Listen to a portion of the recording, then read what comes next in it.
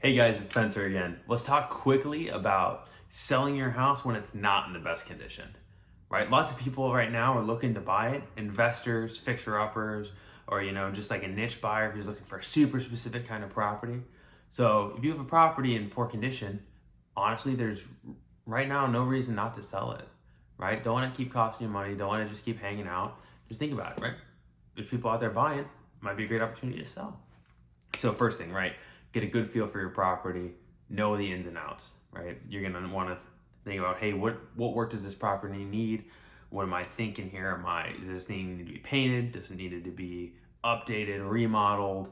Does the roof need to be replaced? Does the HVAC? Think about if you had unlimited money and you wanted that house to be perfect, what would you do to it, right? Really know your facts. And with that too, when you're approaching a buyer, regardless of the kind of buyer it is, you want to present the problems and the solutions. So you say, hey, there's a slight leak in the roof. The roof could be replaced, or if you just patch this portion of the roof, it'll be fine. House has an outdated water heater. The water heater would cost about $600 to replace. Here's an option for how to replace it. At the same time, right, you know those the negatives, the problems, that kind of stuff. Also highlight the upside stuff, right?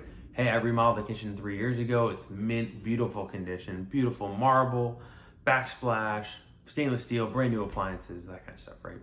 Or hey, the roof's brand new. Yeah, it could use a new HVAC system, but it's got a brand new roof and brand new siding or something like that, right? You always want to balance that positive and that negative, or the problems and the great aspects of the house. One thing I can't stress enough, price it realistically. There's nothing more awkward than trying to have a conversation with someone who has priced their property either way too high or maybe just aggressively high, right? Like, maybe there's a buyer out there who's looking for that property at that price, but for the most part, people kind of have a good idea of what that property is worth because you've been honest with them about the problems, the situation, the ups and downs. And so they're going to come in with like a very common sense offer, and an offer that's fair for both sides. So if your house is only worth about $100 and you're asking for $500, you might not have a lot of buyers who are interested because they're going to be like, man, Spencer's looking for $500. I'm not going to waste my time talking to him. Now we talked about ups, right? If there are some easy upgrades you can do, say, hey, you have dated appliances in the kitchen and you've got about $2,000, you can go in and be like, okay, hey, I'm going to replace my oven and the stove, or excuse me, the oven and the microwave. Or hey, I've got $1,200 and I know this neighborhood, most houses have updated fridges. Let me get the top of the line, brand new stainless steel fridge and install that, right? Knock out those easy upgrades.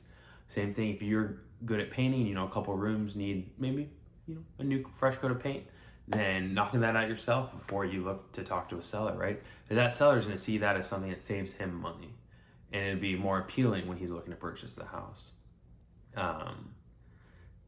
And the two things that I always stress too is, right, honesty and timing, right? Honesty being the most important thing ever. It's always the best policy. Above all else, you've got to be honest. There's nothing that's more awkward than coming to a house where the person said, hey, Spence, the only thing this house needs is a fresh coat of paint. And you go, okay, cool. I trust you. I'm always gonna be straightforward with you guys. And I know most of you guys are, but from time to time, there are sellers who say stuff like that, and you come in and all the flooring needs to be replaced, the whole house needs to be remodeled, and all they told you about was a fresh coat of paint, right? And not necessarily they're being deceptive, but I always like to say, hey, I'm gonna show you all my cards, I'm gonna be completely transparent with you, and I just ask that you do the same. And I know most other buyers, especially in our market here, prioritize that same thing. And the last thing I was talking about there is timing, right? If nobody is selling houses in this condition, might not be the best time. Now at the same time, if everybody's selling houses that are in a similar condition to yours and nobody's buying, might be a good time to wait, do some of those upgrades yourself, try to do what you can, and wait for a time that's more opportune for you. Now you heard me mention those three buyers, right? You've got the niche buyer, and so that's like a very specific kind of house. Like maybe you have a Victorian style house or a post-colonial, and those guys are looking for that specific model house, right? It's that magic buyer, right, who finds the perfect deal. Not a lot of them, but sometimes people are looking for super specific things, so we'll call them a niche buyer. You've got the fixer-upper who wants to buy a house that's in not great condition, move in, and over time, they want to, make those upgrades, make those repairs, that kind of stuff. And then you've got the third, which includes us, it's investors. So I'll take a look at the property and say, okay, in its current condition, I think the house is worth about this much money. We'll purchase the house and we'll either buy it, do the remodeling, and then use it as a rental, or we'll buy the house, rehab it, and then sell it for a profit. Now that means we take on a lot of the risk and take that off your shoulders, which we love to do, happy to do that, especially here in our community. And we've even teamed up with some people in the past where we've purchased their property at a price that was fair for both of us. And then after we did the rehab and took it to market, paid all the commissions and all that, we actually cut the seller a check for a portion of the proceeds for being part of our team. So if that kind of stuff appeals to you, feel free to give us a call. But if you got a property that's kind of in the condition we talked about, you recommend you focus on those steps, and we'll be able to put some cash in your pocket. This is Spencer from My Tennessee Home Solution, and I appreciate your time. Thanks.